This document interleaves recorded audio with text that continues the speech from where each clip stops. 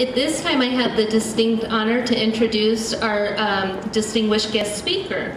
Carlton Reinhard came to Hamilton as a business teacher in 1974 after graduating from IU in 1970 and earning his MBE from the University of Colorado Boulder in 1972. In 2005, he added technology classes to his teaching repertoire. Mr. Reinhard served as the Photography Club and Yearbook Club sponsor for many years. One of our braver staff members, he taught driver's education from 1986 to 2008. He is a substitute bus driver and also drives the bus for many of our athletic events. And after 37 years of service to our corporation, Mr. Reinhard retires this year, joining the students as part of the graduating class of 2011. Please welcome guest speaker Carlton Reinhard.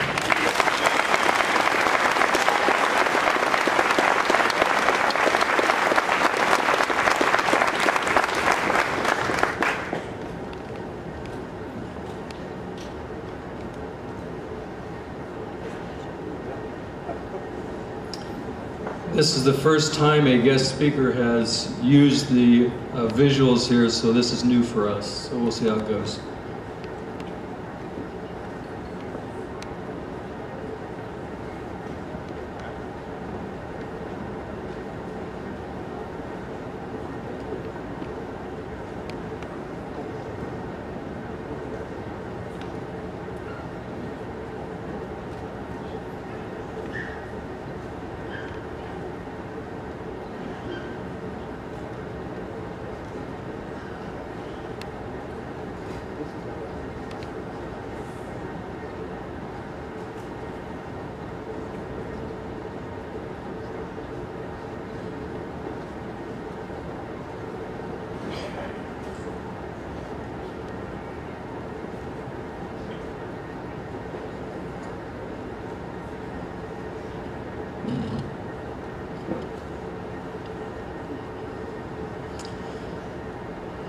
I cannot see the screen, so I hope Mrs. Wells is able to stay with me. It is just after 3 o'clock, about 6 weeks ago, on the afternoon of April 19th. I have a 4 o'clock dental appointment in Angola. I'm sitting in our first graduation planning committee meeting. Because of the dental appointment, I interrupt the discussion at about 3:20 and ask to give my report on the graduation PowerPoint I am to prepare. After giving my report, I got up and headed for the door. Just as I approached the door, Miss Weber said something like, "By the way, Carlton, your name came up as the person to give the commencement address." Shock set in. "Tell me you're going to give me a trip to Hawaii. I can handle it. Tell me I just won $10,000. I can handle it. Tell me I'm being asked to give the commencement address. I cannot handle it. I'm the kind of person who needs to have time to process this kind of information." As I said, shock set in. In my 37 years at Hamilton, I've sat through probably 35 commencement addresses. Not once did it enter my mind that I would be a commencement speaker or even be considered to be one. I was caught so off guard I almost lost my false teeth. And I don't even have false teeth. I guess my mind went into panic mode. I don't recall much of what happened or what I said as I exited the room. I was in a state of total confusion. Well, after pondering this for about a week, and with some encouragement from my wife Julia, you can see what I decided. What a lesson in life. It shows you never know what doors are going to open for you. And God has a sense of humor too.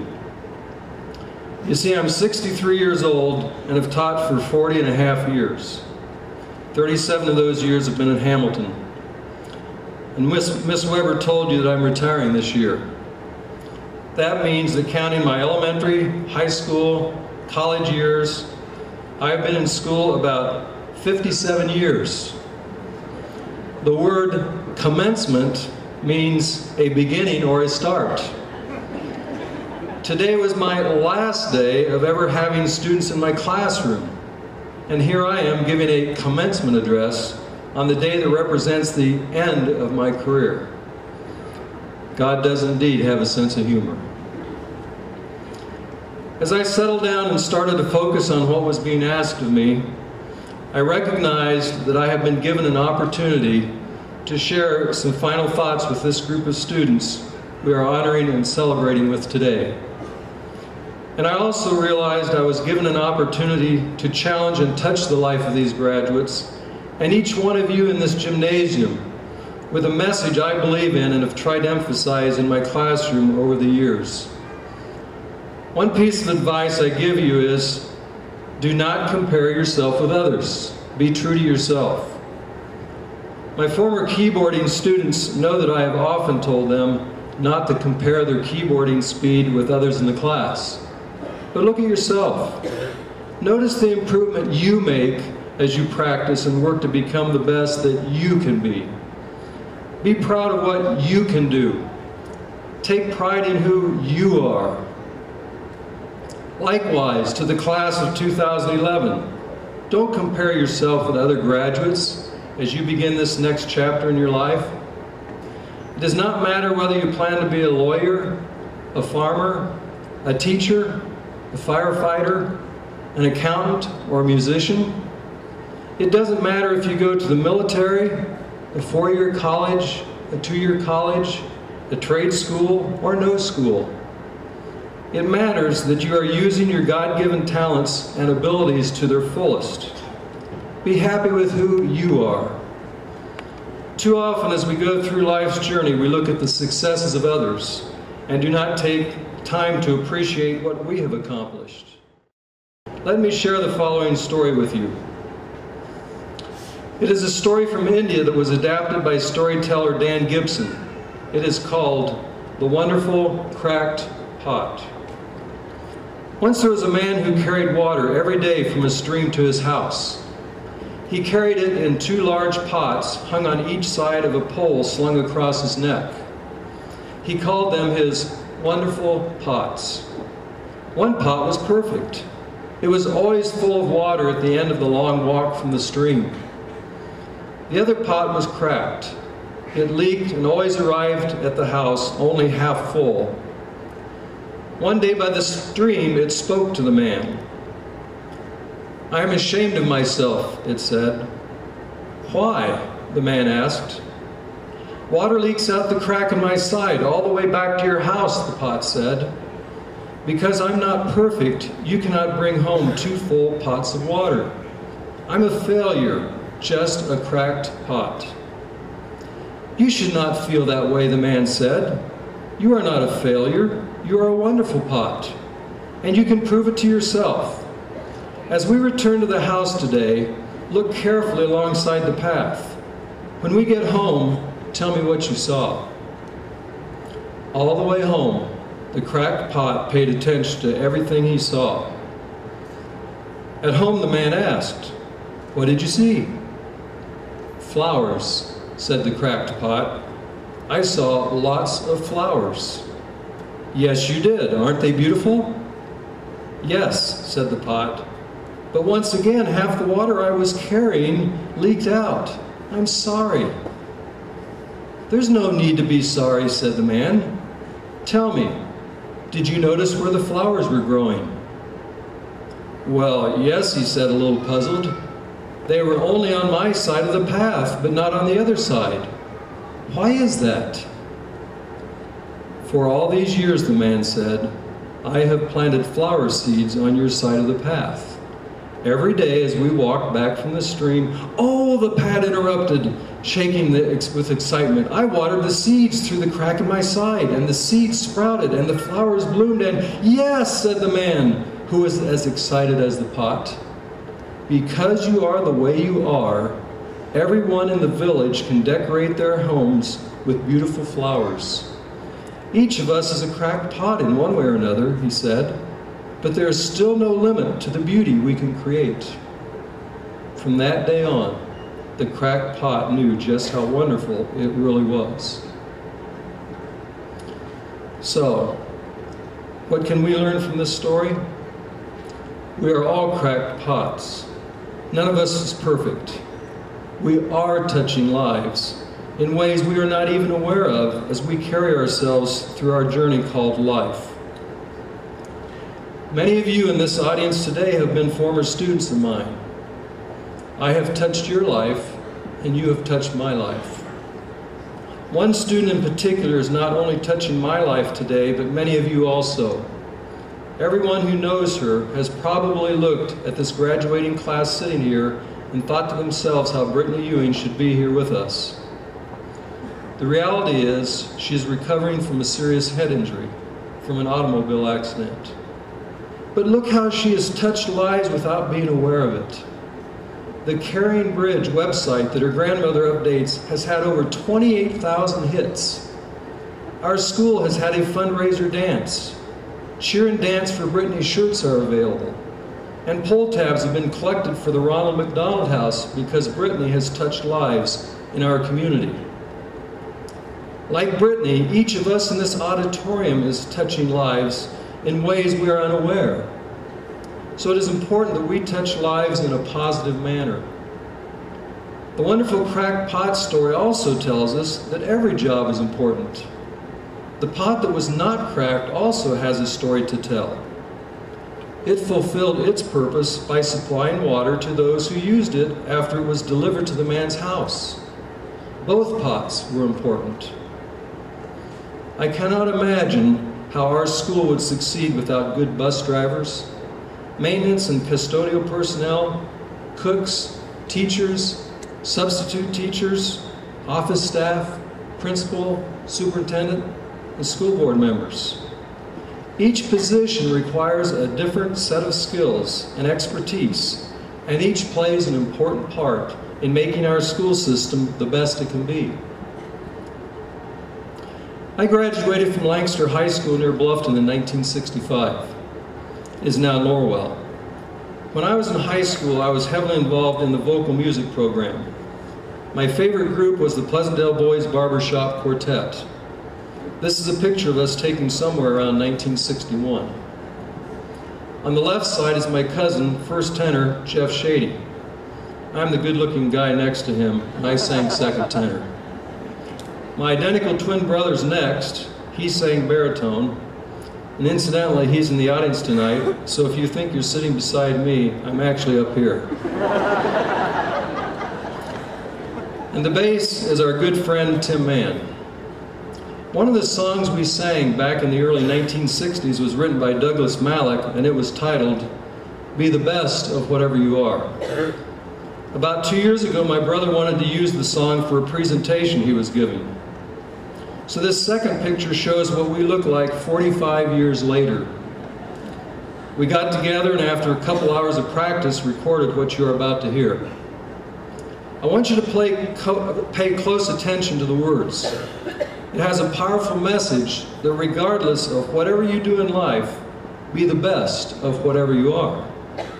It says, if you can't be a pine on the top of the hill, be a scrub in the valley, but be the best little scrub by the side of the rill. If you can't be a bush, be a tree. If you can't be a bush, be a bit of the grass, and some highway happier make. So regardless of where we are in life, this song encourages us to be our best. If you can't be a pine on the top of the hill, be a scrub in the valley, but be the best little scrub by the side of the rill. Be a bush if you can't be a tree. If you can't be a bush, be a bit of dark grass and some highway happier make.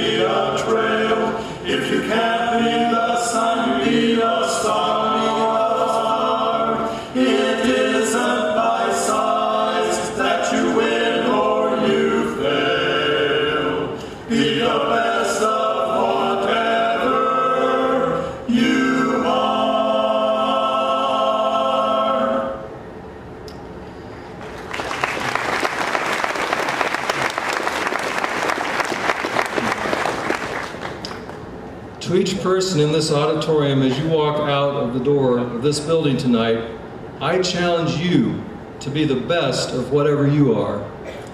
And although the cracked pot thought he was a failure, the reality is that each of us is successful in our own way. You are a person who is watering and enriching the lives of people you touch, many times not even realizing you have done so. You do make a difference. You can touch lives with a friendly hello, perhaps a smile, maybe a plate of cookies or a pie you give to a neighbor, a birthday card, flowers for his 60th birthday, or a thank you note, mowing a yard, spending some time with a shut-in. The list goes on and on.